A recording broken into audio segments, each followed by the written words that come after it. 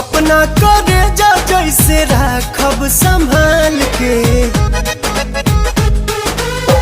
अपना करे जा जैसे राखब संभाल के।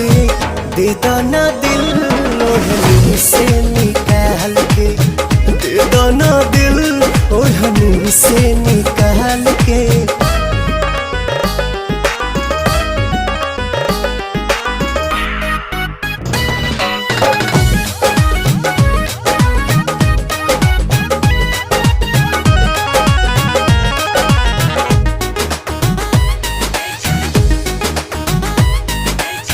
सोचल सपनमा के तू ही बाड़ू रानी,